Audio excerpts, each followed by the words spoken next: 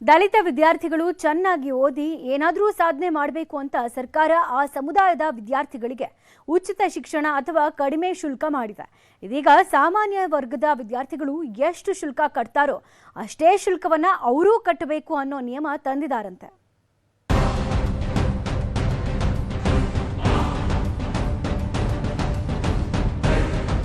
ಧಾರವಾಡದ ಕರ್ನಾಟಕ ವಿಶ್ವವಿದ್ಯಾಲಯ ಒಂದಲ್ಲ ಒಂದು ವಿವಾದಕ್ಕೀಡಾಗ್ತಿದೆ.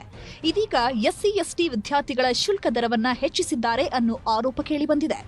ಪಿಎಚ್ಡಿ ಮಾಡ್ತಾ ಇರೋ ಪರಿಶಿಷ್ಟ ಜಾತಿ ಪರಿಶಿಷ್ಟ ಪಂಗಡ ವಿದ್ಯಾರ್ಥಿಗಳು ಆಕ್ರೋಶ ಹೊರಹಾಕ್ತಿದ್ದಾರೆ.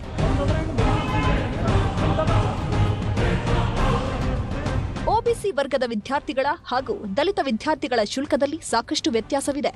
ಎಸ್ಸಿ ಎಸ್ಟಿ ವಿದ್ಯಾರ್ಥಿಗಳು ಕಟ್ಟೋ ಶುಲ್ಕದಲ್ಲಿ ರಿಯಾಯಿತಿ ಇದೆ.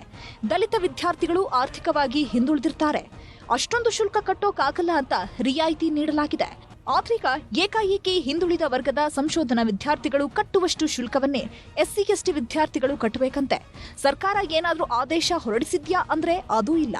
ಆಡಿಟ್ನಲ್ಲಿ ಸಮಸ್ಯೆ ಆಗಿದೆ ಅಂತ ಹೇಳಿ ಒಬಿಸಿ ಅವರು ಕಟ್ಟುವಷ್ಟೇ ಶುಲ್ಕವನ್ನ ನೀವೂ ಕಟ್ಟಿ ಅಂತಿದ್ದಾರೆ ಅನ್ನೋದು ದಲಿತ ಪಿಎಚ್ಡಿ ವಿದ್ಯಾರ್ಥಿಗಳ ಆರೋಪ. ಬಿಲೋ 2.5 ಲ್ಯಾಕ್ ಒಳಗಿನ ವಿದ್ಯಾರ್ಥಿಗಳು ಎಷ್ಟು ಕಟ್ಟಬೇಕಂತ ಹೇಳಿ ಅದೊಂದು ಗೈಡ್ಲೈನ್ಸ್ ಇದೆ. 350 ರೂಪಾಯಿ ಅಂತ ಕರ್ನಾಟಕ ವಿಶ್ವವಿದ್ಯಾಲಯ ಧಾರವಾಡದಲ್ಲಿ ಒಂದು ಮೆನ್ಷನ್, ಅದು ಅವ್ರ ವೆಬ್ಸೈಟ್ನಲ್ಲಿನೇ 350 ರೂಪಾಯಿ ಸೋಷಿಯಲ್ ಸೈನ್ಸ್ ಡಿಪಾರ್ಟ್ಮೆಂಟ್ ಕಟ್ಟಬೇಕಂತ ಇದೆ.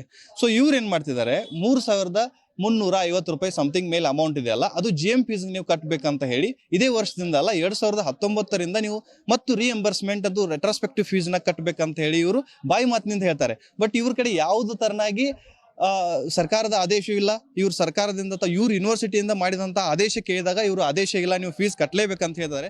ಇನ್ನು ಪೋಷಕರ ಆದಾಯ 2.5 ಲಕ್ಷ ರೂಪಾಯಿಗೂ ಕಡಿಮೆ ಇದ್ರೆ ಅವರಿಗೆ ಶುಲ್ಕವೇ ಇಲ್ಲ. 2.5 ಲಕ್ಷಕ್ಕೂ ಅಧಿಕ ಆದಾಯವಿದ್ರೆ ಅದಕ್ಕೆ ತಕ್ಕಂತೆ ಶುಲ್ಕವನ್ನ ವಿಧಿಸಲಾಗುತ್ತೆ.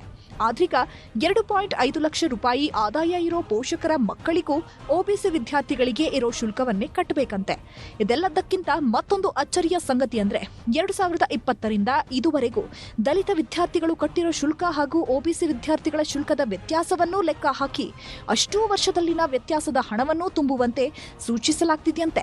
ಒಂದು ವೇಳೆ ಆ ವ್ಯತ್ಯಾಸದ ಹಣವನ್ನ ತುಂಬದಿದ್ರೆ ಪಿಎಚ್ಡಿಯ ಥೀಸಿಸ್ ಅನ್ನು ಪರಿಗಣಿಸಲ್ಲ ಅಂತಿದ್ದಾರಂತೆ. 2019ರಲ್ಲಿ ಟರ್ಮ್ ಫೀಸು ಬರೀ 1100 ರೂಪಾಯಿ ಇತ್ತು. ಅದನ್ನ 2021ರಲ್ಲಿ 13 ರೂಪಾಯಿ ಮಾಡಿದ್ರು. ಹೌದಾ? 10% ಹೈಕ್ ಅಂತಾರೆ, 100% ಹೈಕ್ ಮಾಡಿದ್ದಾರೆ. ಇವರು ಕರೆಕ್ಟಾಗಿ ನಿಮ್ಗೆ ನೋಟಿಫಿಕೇಶನ್ ಕೊಡಲ್ಲ. ಆ ಫೀಸನ್ನ ಈ ತರ ನೋಟಿಸನ್ನು ಹಚ್ಚೋದೇ ಇಲ್ಲ ಅವರು.